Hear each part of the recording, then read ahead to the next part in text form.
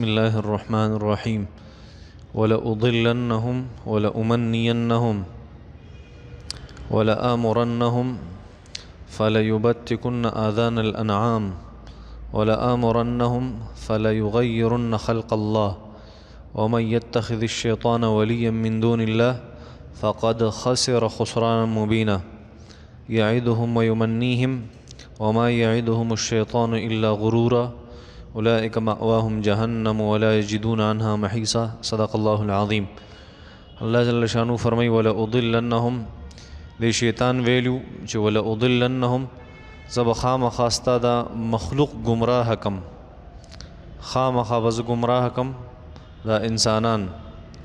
ولأمنینهم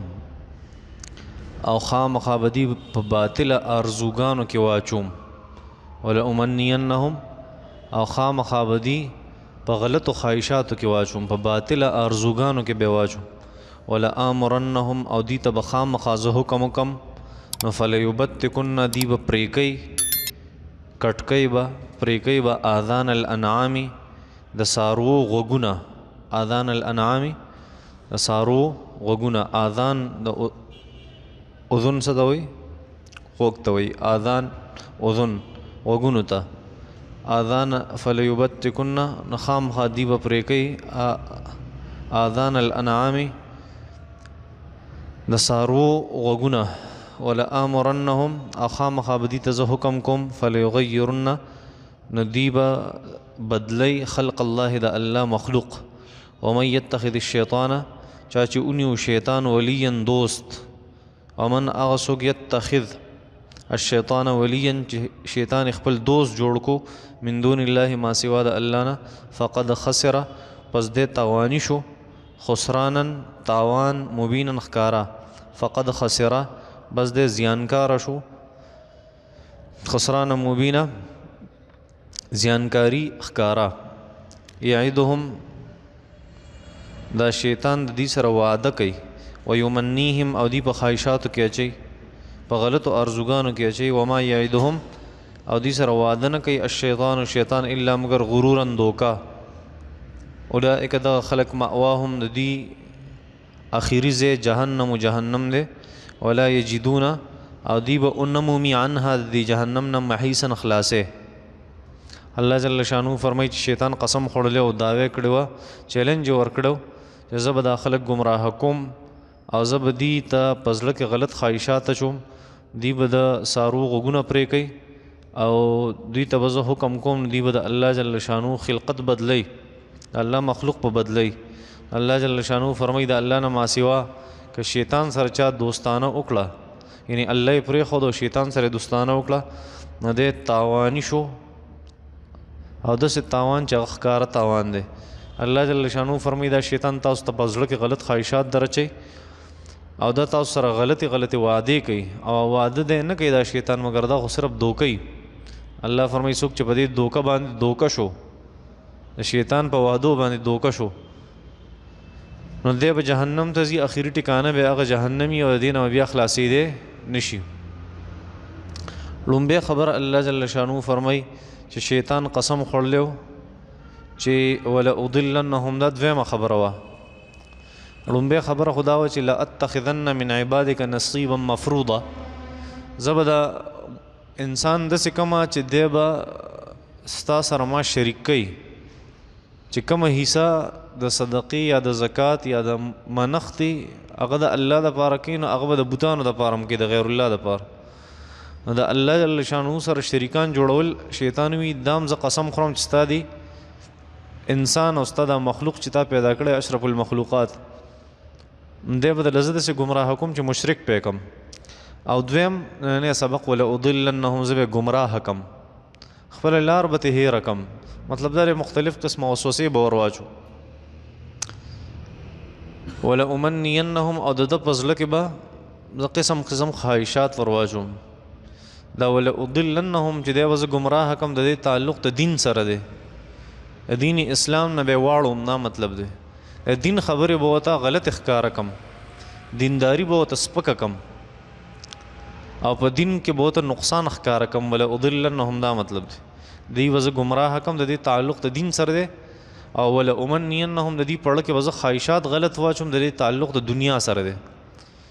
دنیا کې به د پسړه کې غلط سيزونه واچوم مطلب څه مفسرین حضرات فرمای مفسرین حضرات چې غلط خواهشات هغه دوه قسم دي دا هغه نه پس انسان هر غلط کار کولو ته تیاری او هر نیک کار پر خودو ته هم تیاری اس باک نه غني چې یو نیک کار هغه پری دي او اس شرم نه محسوسي چې یو غلط کار وکي دوه عملونه داسي دي لومبه هغه حرص ته یا خواهش ته حرص ته یا خواهش ته او دویم دا اوږده امیدونه دي اوږده امیدونه چې دا بکوم دا ټول انسانیت د تبعه خلاصه ده څو څیزونه دوه اوږده امیدونه او ړومبه پوهېږې په دې باندې حرص یا غلط شهوت پوهېږې په دې دا چې کله انسان په خپل ځان کې حضرت علی رضی الله تعالی عنہ فرمایل کنه تاسو به جمعې خطبه زما اوریدلی ز اکثر هغې کې وقال علی کرم الله وجهه حضرت علی صاحب فرمایل ایها الناس اے خلکو ان اخوف ما اخاف علیکم اثنتان زستاسو په حق کې دوه سيزونه ډېر یریږم اتباع الهوى د خپل خواهشاتو تابعداري او دغه ته حرص وایي وطول الامل او اوږده امیدونه فاما اتباع الهوى اوس وجه بیانې چې ولې یریږم ستاسو په حق کې د دوه سيزونه فاما اتباع الهوى کوم چې د خواهش تابعداري ده نو فیصد عن الحق دا خلق ته حق لارې نه منع کوي د حق لارې نه چې هغه په دې ولا اضلنهم کې تاسو تماوي چې ولا اضلنهم دا مطلب دی چې دین نه به دې زه رامنع کم پوهېږې په دې باندې فاما اتباع الهوى کم چې د خواهشاتو تابعداري ده نو فیصد عن الحق دا خلق ته دین اسلام چې کم حق مذهب دی د هغې نه منع کوي و اما طول العمل او هر چې دا اوږده خواهشات دي نو فینسي الاخره دا د انسان نه آخرت ایری نو چې د انسان نه آخرت ایر شي او د دین نه ناخبره شي او د دین نه مخ واړی نو بیا دی په ګناه کې څه شرم نه محسوسوي بیا خو دی بې حیا شي بیا دی د الله جل شانه اطاعت نه کوي او مخلوق ته په آرام نقصان رسوي څه شرم په دې کې نه محسوسوي ځکه دی خو دوه څیزونو اوس شوق کوي حرص چې یو څیز بس والي حرص کوي او دویم بس دا وایي چې دا مې ټارګټ دی دا بکوم دا اوږده امیدونه دا سړي نه آخرت ایری او هر چې د تابعداري د خواهشاتو ده نو دا انسان د دین اسلام چې حق مذهب دی د هغې نه منع کوي او بیا حضرت علی رضی الله تعالی عنہ فرمایل الا وان الدنيا قد ولت حذاء فلم يبق منها الا صبابه كصبابه الاناء اصطبها صابها دا نور عربي اسانه دا ځای پکې لږ ګران دی یو ورځ ما دا خطبه کې ړومبي ځل چې ما دا ووي یو مولي صاحب محترم ناسو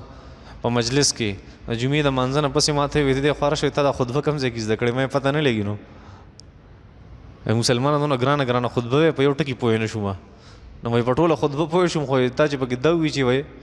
الا وان الدنيا قد ولت حذاء فلم يبق منها الا صبابه كصبابه الاناء اصطبها صابها وایي څه مطلب دی حضرت علی رضی الله تعالی عنہ فرمایي چې الا خبردار وان الدنيا قد ولت حذاء دنیا ختمه ده فلم يبق منها الا صبابه دا خو لږ شان خیرې پاتې شوی هغه خیرې الذي اصطبها صابها یو سړی چې پیس کې او په یخ کې خیرې پاتې شي او دغه خیرې پرېږدي دومره دنیا پاتې شوې ده بس او وان الاخرة قد اقبلت آخرت مخې ته را روان دی ولکل منهما بنون او د دنیا هم بچي شته او د آخرت هم بچي شته فكونوا من ابناء الاخره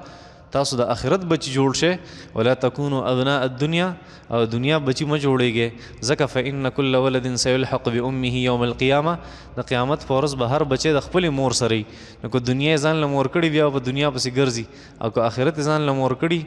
نو بیا به د هغې غېږې ته لاړ شي ښه په ارام خبره مې دا کوله چې شیطان دا قسم خوړلی چې ولا اضلنهم زه به دین اسلام نه اړم ګمراه کوم به ولا امنینهم او د دنیا په باره کې د دې په زړه کې غلط خواهشات اچوم دی بیا هر غلط کار کوي نو بیا چې دی د دین اسلام نه واوړي او زړه ته غلط خواهشات راشي بیا به دې څه کوي بیا به دې ولا امرنهم بیا چې ورته زه څه حکم کوم هغه به مني نو زه به ورته کله حکم وکړم ولا امرنهم دې ته به خامخا زه حکم کوم فلیبتکن دی به پرې کوي کټ کوي به آذان الانعام د څاروو غوږونه دا د عربو یو طریقه وه د مشرکانو چې هغوی به د څاروو غوږونه پرې کول او وی به چې دا مونږ د دې څاروي تعظیم کوو دا د دې عزت کوو بحیره بیا ورته وروسته به راشي صورت مایده کې بیا په انشاءالله بحث کوو مختلف قسم څاروي د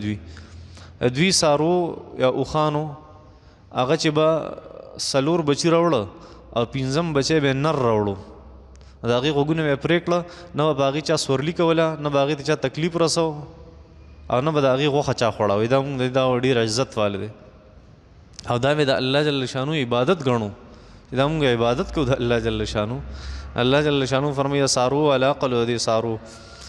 والا خلق چې و که نه سارو والا خلق د هغې عقل هم د سارو الله جل شانو فرمایي ولا امرنکم شیطان ویلو چې زه به دې ته حکم کوم فلیبتکن دې به کټ کوي خامخا آذان الانعام د څاروو غوږونه او بل ولا امرنهم دې ته به زه حکم کوم نو فلیغیرن خلق الله دی به خامخا د الله خلقت بدلی د الله مخلوق په بدلی څه مطلب دی یعنی د الله جل شانه هغه دین چې هغه د فطرت مطابق دی نه هغه دین به بدلی مطلب دا دی حلال ته به حرام وي او حرام ته به حلال وي د الله دین به بدلی د دې مطلب ظاهري دی او اکثر مفسرین حضرات هم په دې باندې دي چې فلیغیرن خلق الله دا مطلب دی چې یاره دی به د الله جل شانه مخلوق بدلی څه مطلب دی مطلب دا دی چې الله جل شانه دله ویښته ورکړي دي ظاهري کم جسم یې چې وله ورکړی دی الګ دی نو په ځان باندې پیښې د زنانو کوي یا زنانه ده نو پیښې د سړو کوي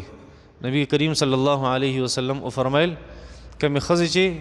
د سړو مشابهت کوي او کم سړي چې د ښځو مشابهت کوي په دې د لعنت د الله جل شانه پوهېږي لکه تاسو ګورئ دا خلک ټامیان شوي د ښځو پیښې کوي که نه په ځان باندې چې کمې نخرې کوي او کم چلونه کوي چې سقاوي ته ورننوځي یو شان چې بیا روزي مونږ وایو که دا بل څوک دی درته لاړ شي که نه ورننوځي یو شان بیا چې روزي بیا بل شان دي پته نه لګي څه شی په ځان لګولي داسې دا یا کپړې او لباس داسې استعمالول چې هغه د زنانو په شان دي ګورې نه دا دونه چمکیله کپړې خلکو اچولي ته به چې پنډتان دي چمک نه کوي دا خو د ښځو لباس دی پوهېږي د ښځو لباس جدایي او د سړو لباس هغه جدایي د ښځو مشابهت په لباس کې دا ناروا دي ناجایز دي او دغه شانتي ښځې هغه به د سړو په شان لباس نه استعمالوي د هغې لپاره ناروا دي دا خو شیطان ویلي زه به دا مخلوق داسې کوم چې دوی به څه کوي فلیغیرن خلق الله دوی به د الله مخلوق بدلی یا دا یا چې دام تفسیر کړی وروستنو مفسرینو چې دې نه مطلب ګیره خریل دي ګیره خریل او په ګیره کې ډیزاینونه کول چې الله جل شانه څنګه حکم تا ته کوي اقشن خلقت او شکل هغه جوړ کا د دې چې ته خلاف کې د الله جل شانه هغه خلقت هغه ته بدله ویږي او اوس یو بل طریقې کار کوم اپلیکیشن چې راوته دی یو اپ ته په فیسبوک کې نه هغه انسټال کی او بیا د ماشوم نه بوډا جوړي د بوډا نه ماشوم جوړي دا نخري کوي دا ټول څه شي دي دا فلیغیرن خلق الله شیطان ویلیو چې زه به ستا د انسان داسې کوم چې دی به د الله مخلوق بدلی را بدلی پوهېږي دا ټول په دې کې راځي ښه ځکه نبي کریم صلی الله علیه وسلم وفرمایل چې لعنت دی په هغې ښځو باندې کم چې ویښته لګوي ځان ته او په هغې ښځو هم لعنت دی چې هغه بلې له ویښته لګوي یعنې پردي یخته رالي او هغه خپلو یختو پسې فټ کوي یا په هغه زنانو باندې دی لعنتي نبي علیه السلام وفرمایل کم چې خالونه لګوي خالونه خال نه لګي خالونه خال چې لګي ځان له نو په هغې باندې هم د لعنتي دا نبي علیه السلام فرمایل دا پیښې نه کول پکار ځکه حدیث شریف کې راځي کومه زنانه چې هغه عطر لګوي تقریبا ابو داود شریف کې روایت دی نبی علیه السلام فرمایل کومه زنانه چې هغه پرفیوم لګوي عطر او دا د کور نه باروزي فهیه کذا و کذا هغه دغه شان ده هغه داسې ده څه مطلب دی ایزانیه مطلب دا هغه زناکاره ده بدکاره ده کومه زنانه چې پرفیوم ولګي او د بیا د کور نه بهر وځي ځکه دا خلک ځان ته مایله کوي. نو زنانه به داسې فیشن نه کوي چې خلک ځان پسې ځان ته اټریکټ کړي او ځان ته مایله کړي، داسې حرکات هم نه کوي پوهېږي. او داسې لباس هم نه استعمالوي. نبي علیه السلام فرمیل په هغه قیامت ته نږدې به خلک راشي هغوی به لباس اغوستی خو بیا به هم لغړي. مطلب دا یا به هغه لباس ډېر زیات فټي، ټول اندامونه یې پکې ښکاري، یا مطلب دا دی کپړې به ډېر زیات نرۍ دننه جسم به یې پکې ښکاري پوهېږي. کاسیات عاریات دی به کپړې اغوستي خو بیا به هم لغړي. نبي علیه السلام مبارک فرمایل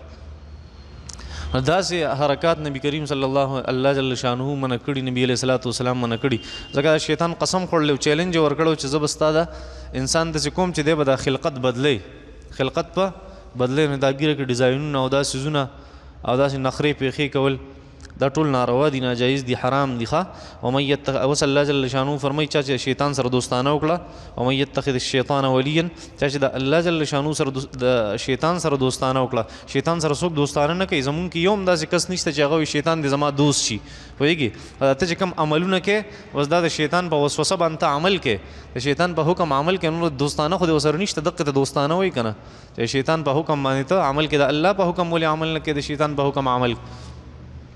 نو من یتخذ الشیطان چا چې ونیو شیطان ولیا دوست من دون الله ما سوا د الله نه فقد خسر خسرانا مبینا د ښکاره تاواني شو.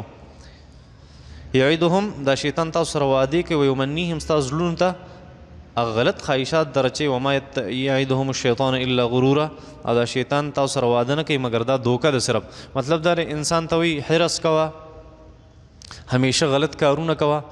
او همیشه حرام مال ګټه، ځکه ستا خو لا ډېره زندګي ده. نو دی لګي اوس دا څونه قمقل سړی دی، ده ته پته نه لګي چې الله جل شانو دې ته نه ګوري چې دا د یو کال ماشوم دی که د 15 دی که د 20 دی. الله جل شانو چې کله حکم وکړي بس بیا یې کړی، نو مرګ څه پته لګي. او شیطان ورته دغه وایي ته خو لا غوسه لکې مړه لا ځوان ستا خو ډېره زندګي ده، که حرام کې که حلال کې بیا به توبه وباسي. نو توبې ته هم پرې نه دي، عمل ته هم پرې نه دي، او غلط کارونه هم پې وکړي، یکدم وله مرګ راشي بس قصه وله ختمه کړي.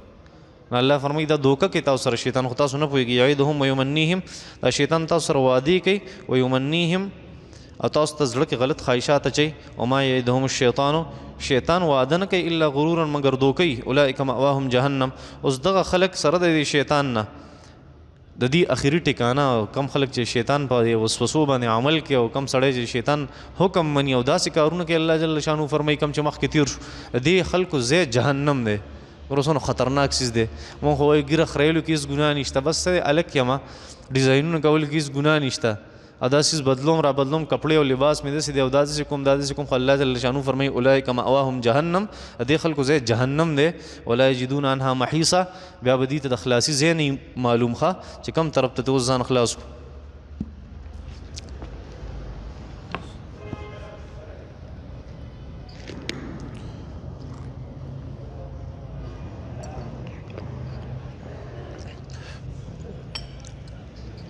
استغفر الله الذي لا اله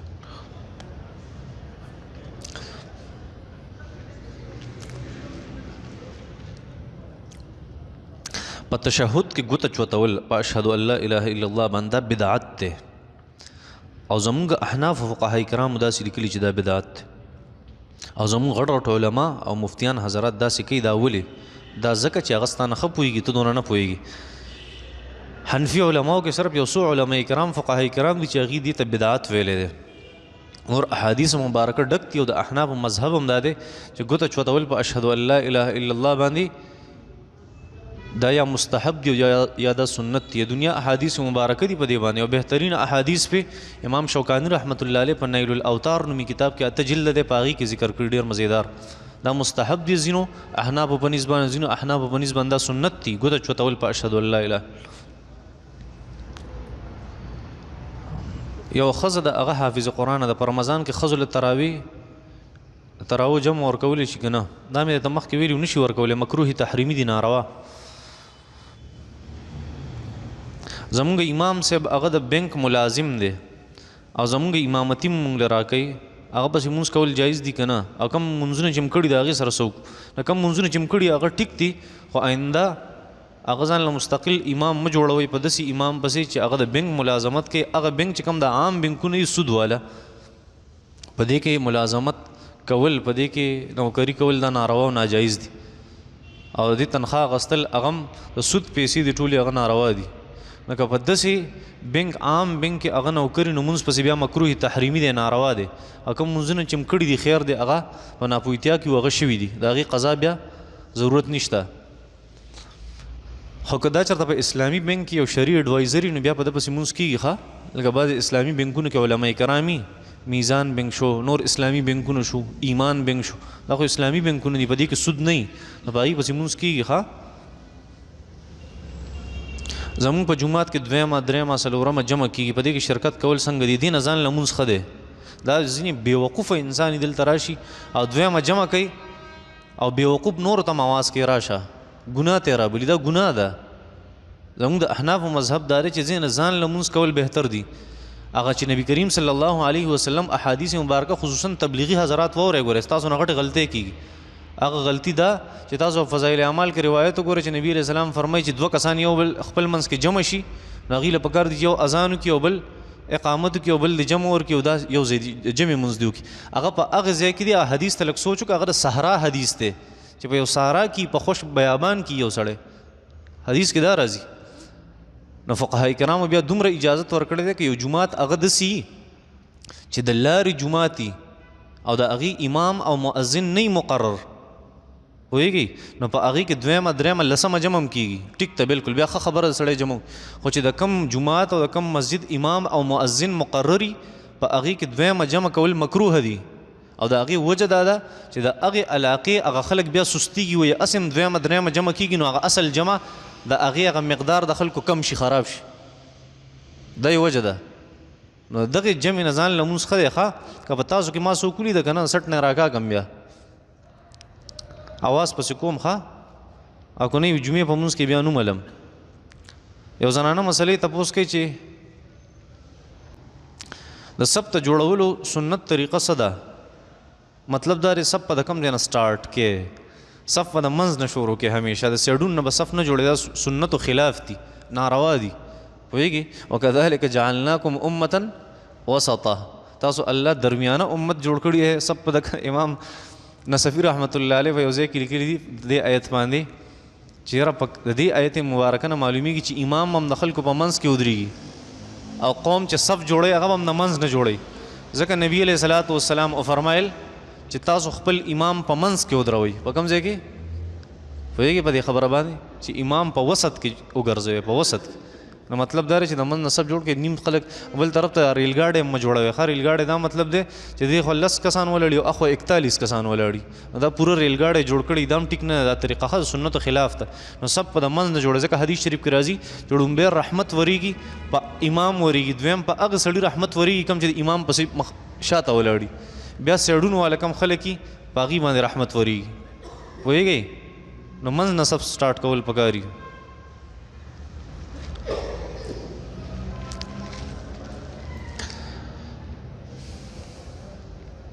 د علماء کرامو نه موږ دا خبره اورېدلې ده چې ګوتې به په مانځه کې په خپل حالت باندې یعنې کلاوې پرتي او د سجدې په حالت کې به بند دي. د دې څه وجه ده؟ ډېره ښکلې وجه ده، زبردست سوال دی. هغه دا چې امام شامی رحمت الله علیه لیکلي دي چې دا انسان له پکار دي چې په تحیات ناسي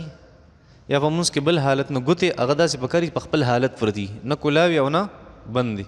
خو چې کله په سجده باندې پکار دی چې دی بند دي کړي دا ګوتې. وجه څه ده؟ وجه دا ده چې کله دا انسان دا ګوتې په خپل حالت پرتي نو دې شکل ته وګورئ دا د الله نوم جوړېږي. ته خیال مو دی د الله نوم داسې پکار د خپل حالت باندې. بیا چې کله سړی ځمکې ته لاړ شي نو په ځمکه باندې د الله نوم بې ادبي ده، نو یې ګوتې جوختې کړه چې د الله نوم دې جوړ نه شي. دا امام شامی رحمت الله علیه وجه ذکر کړی. زموږ په حجره کې یو کمره ده او په هغې کې کارپټ پان ماشومان اکثر ګندګي کوي، دغې کارپټ پان مونځ کېږي او که نه، او دې د پاکولو طریقه څه ده؟ پاکولو طریقه دا ده دا کوم ځای کې چې ګندګي ده دقه ځای سره پوینځه، ټول کارپټ مه وینځه، چې ستا کوم یقین دی چې دلته ګندګي وه هغه ځای وینځه، نور ته ضرورت نشته. یوه دویم دا که د کارپټ په هغه سر باندې هغه ګندګي کړي نو دا کم پاک ځګونه چې دي په دې کارپټ باندې هلته مونځ کېږي، څه نقصان نه دی. ښه پوهېږئ؟ یا هغه ځای که وچ شو نو د هغې د پاسه بس سړی بیا جای نماز واچوي، بس هلته مونځ کېږي، هېڅ نقصان نشته په دې.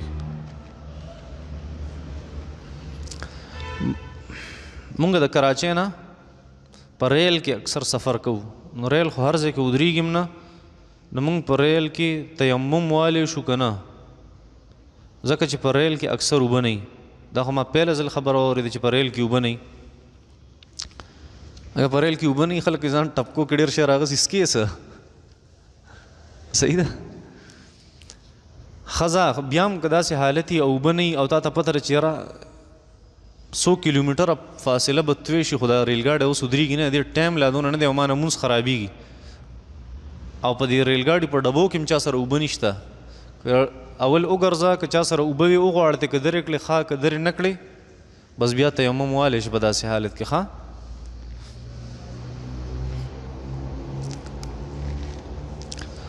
د غسل سره اودس څنګه وکړو مونږ خو اورېدلي دي چې که چا غسل کو او مخکې ترې اودس ونه کړو یا وروسته ترې اودس ونه کړو نو د هغه غسل نه کېږي دروغ وایي دا مسنونه طریقه ده چې مخکې سړي له پکار دي چې اودس وکړي او د هغې نه پس بیا څه وکړي غسل دا مسنون طریقه ده که سړي نه پاتې شوه بس په دغې غسل کې ستا اودس هم وشو کافي ده او دا وروسته د غسل نه پس اودس کول دا خو د سره چېرته اوسه پورې ما نه په قرآن کې لیدلي نه په حدیث کې دا ځان نه چا مسله جوړه کړې بی فار یو میں انویسٹمنٹ کرنا جائز ہے یا نہیں بی فار یو آن لائن یو کاروبار دی سړي ته انکم راځي په هغې باندې دا تاسو ته ما ویلو چې یاره بی فار یو چې کوم دی دا سکیور نه دی مطلب دا محفوظ نه دی ډبل شا والا کیس راته ښکاري د هغې د وجې احتیاط کوئ چېرته څوک مو نه وایي ښه د انسان مال محترم دی څنګه چې د انسان جان محترم دی دغه شان د انسان مال محترم دی ولا تدلوا بها الى الحكام لتاكلوا فريقا من اموال الناس بالاثم الله فرمایي تاسو داسې خلکو له خپل مال مه ورکوئ چې بیا یې نشي اغستی او هغه ستاسو مالونه بیا خوري څنګه چې ته محترم یې که نه یو مسلمان او انسان محترم دی دغه شان د ده مال هم محترم دی ښه آیا د چاچی او د مامي سره د یو کس نکاح کیدی شي که نه د یو کس څه مطلب خو د یو کس سره به نکاح کوي او که دا مطلب وي چې زما د خپلې مامي سره د چاچي سره نکاح کیدی شي که نه بالکل کیدی شي ښه په محارمو کې نه ده محرمه نه نامحرمه ده ستا سره نکاح کېږي مامي سره د ماما ښځه او چاچي سره د چاچا ښځه تره ښځه وصلی الله تعالی علی خیر خلقه محمد